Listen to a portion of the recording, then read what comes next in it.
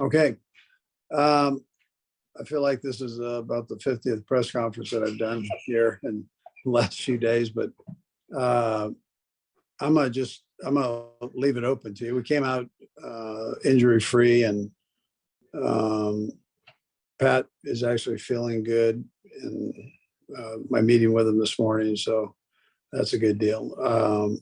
As far as off-season surgeries or anything, I don't have that information for you. If we have any that are going to take place. What I've been doing today is we had a team meeting, where we talked about a variety of things, a parade included, and then about the off season. And now I'm actually in the middle of talking to each player. Each player will meet with his position coach, the coordinator, and myself. So they're going through that exercise there. With that, time's yours. We'll go first to Adam Teicher. Go ahead, Adam. Hey, Andy, again, congratulations. Wanted to ask you about Pat, and he said after the or yesterday, I think it was, that he was confident he'd be ready to go for OTAs. Do you see that for him as well? Are there any similarities in terms of what he can do and what he can't do to that toe injury that he had a couple of years ago? And Brad, I'll have a second question as well. Yeah, I think he should be. I mean, I'll meet with Rick here later on everything, but I think right now he should be okay by that time. Okay, and just wondering, after a year of coaching Juju Smith-Schuster, are the things you learned about him, or the things about him that were kind of a surprise to you when you guys brought him in? Yeah, no, I like his game. I like the way he helps counter Kels. I think he's a smart player, great in space, strong hands, all of that. I really like what he brings to the team, his personality, his leadership. He gets it, he's one of those guys that understands it, what it takes. Let's go next to Sarin Petro. Go ahead, Sarin. And Brad, I'll have a follow-up too, if I could. Coach, there was a report that came out on Sunday that you would take some time, sit and consider retirement. Didn't seem that way after the game. Doesn't seem that way right now. I'm just curious, they even kind of quoted you as saying that. I'm just curious, was there a time where you were thinking about that? Are you thinking about that? Did that surprise you that report was out there?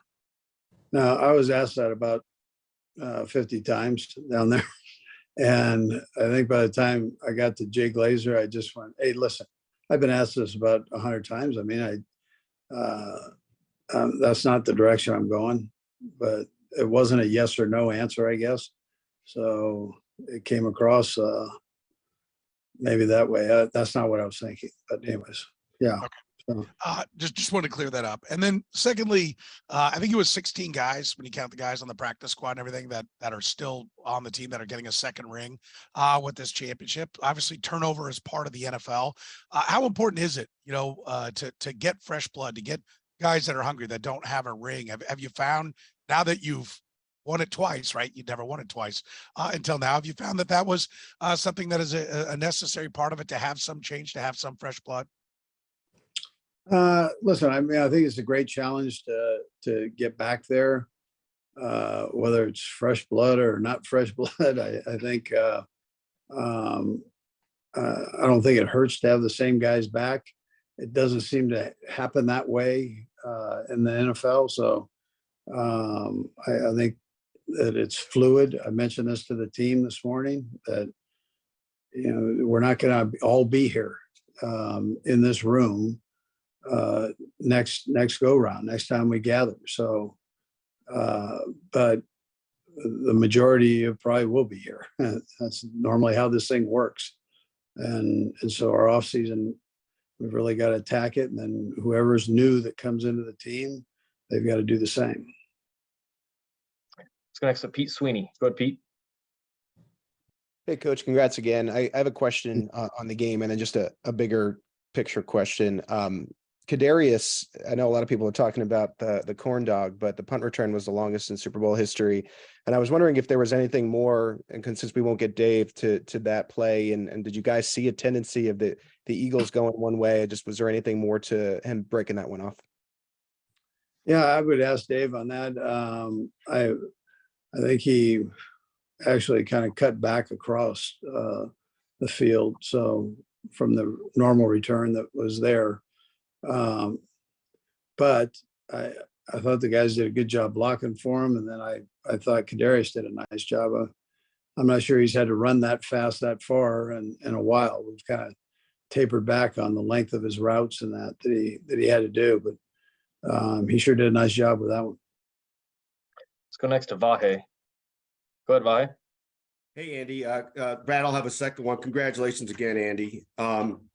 Just as you're meeting with the players and sort of, considering all that's happened and this fulfillment you have right now, how do you sort of start setting the message for what comes next, and how they're supposed to put that in their view screen in terms of incentivizing them after having this great breakthrough again? Yeah, so you're only as good as that right there. I mean, it's a final. The season's over. One team is happy, and we're fortunate enough to be that team. And so think of the hard work that went into that, and take some time off and then get back into it. And you're going to meet with your coaches. Before we met with the coaches, you asked me what I said. So, I mean, if you don't know your strengths and weaknesses, make sure that you and your coach talk about. And so you have something that you can go out there and attack, knowing that these coaches in the National Football League are going to be studying every move that you made this past season, and they're going to come up with answers on it. So you've got to train yourself in that manner, where you attack those issues and be in great shape doing it. And then the only other thing, Andy, is I think last Super Bowl victory, entertainment from Pitbull, and came back to Q39. I wonder if you can just take us through a little bit of your late Sunday night and what you did when you did get back. Yeah, I went to Pizza 51. That's what I did. I got a mushroom and sausage pizza. How about that? And a salad, just to make my chubbiness feel good. Let's go next to Nate Taylor. Go ahead, Nate. Hello, Andy. Congratulations. I have two questions as well. The first, coach, is given your background, obviously, with the offensive line, how important is it as a priority, I guess, for you guys to obviously get a long-term deal with Orlando Brown, and similarly try to retain Andrew Wiley? Yeah, those guys obviously had good years for us. And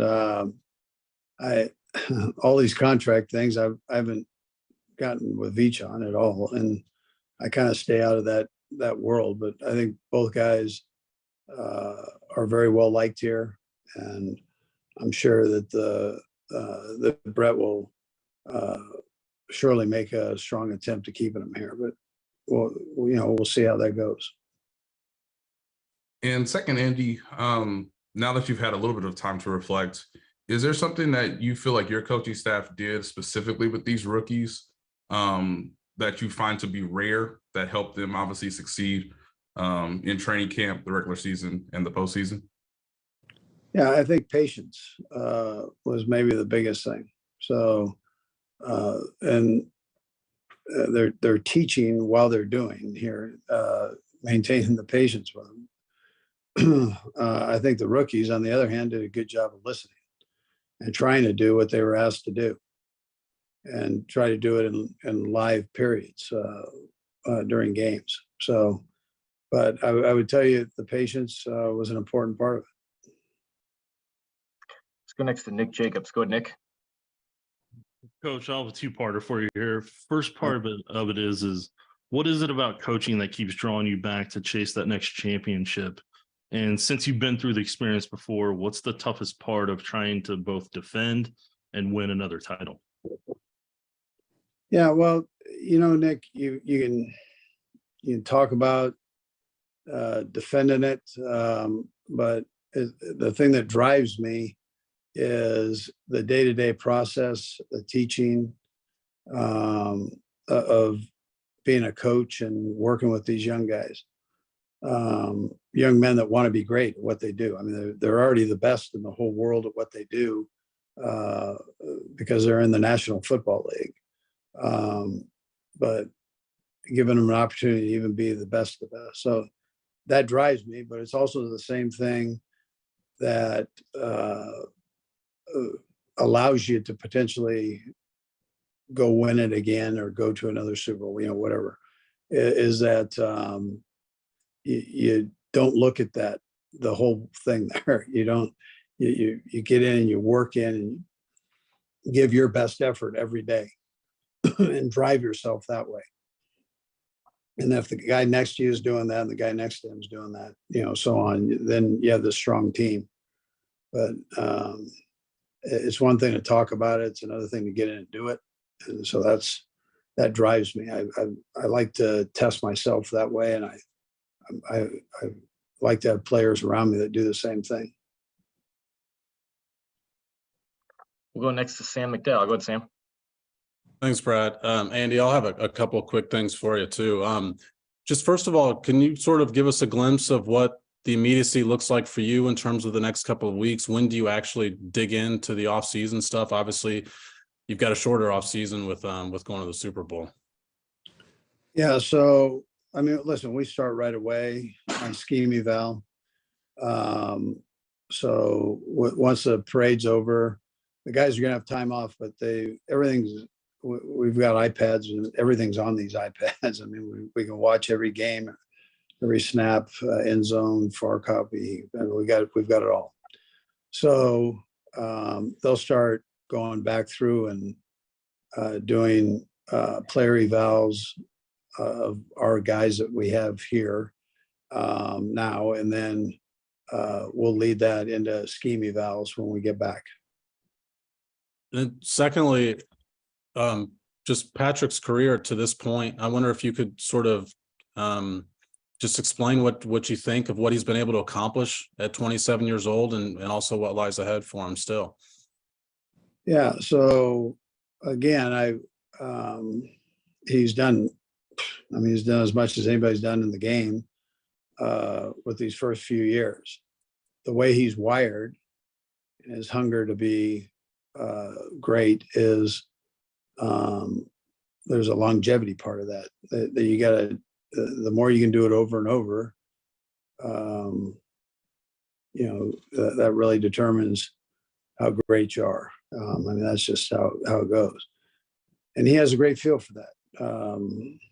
He knows that there's a time and effort very similar to what I told you about what drives me, what drives a team, what should drive a team is that day-to-day process. So go through, we give the coaches a calendar, we give the players a calendar. Go through and dissect it and make sure that your days are all lined up on the days you're going to take off, what you're going to do there, and then the days that you're going to work, and exactly what are you going to work on to make yourself greater than you already are. And so we all need to make sure we get that done here in the next little bit. Last two, we'll go Jesse and then Harold. Go ahead, Jesse. Hey, Andy, you've been known to go way back for inspiration in the Super Bowl before. I just wanted to ask about the 3rd and 1 sweep play that you ran for Pacheco in the 4th quarter, just the thought and the inspiration behind that. Yeah, that's the old BEM sweep that was popular at one time in the NFL. I know when I was at San Francisco State, that was one of the plays that we ran a lot of. I give credit to Andy Heck for pulling that one out of his file and putting it in the short yardage situation there. So it was just a matter of having a chance to get it called. And then Burt did a great job of slicing and dicing the defensive end. And our big fellows got out and pulled and did a nice job with their contact points there. So, and then Pacheco executed perfectly. So it was, when those things work, they're a thing of beauty to watch. And last to Harold Kuntz. Go ahead, Harold. Hey, Andy, congratulations on the win and congratulations on getting to the offseason too. Eric Bieniemy, I know you've been asked about this ad nauseum, but with Baltimore coming out today and stating that they're going in a different direction for their offensive coordinator, only one head coach position left now, or maybe two, but one seems to be finalized. I know you mentioned before in the past that you're pushing for him, but if not, I know he's on a one-year deal. So would you expect him to return? And if not, are you still trying to push for him to get the last few jobs remaining? Yeah, I would tell you the first part of that I'd push him to, there's no reason he shouldn't get one of these jobs. So he's too good of a football coach not to. All right, Coach, that's all we got. Appreciate the time. Yep. Thank you.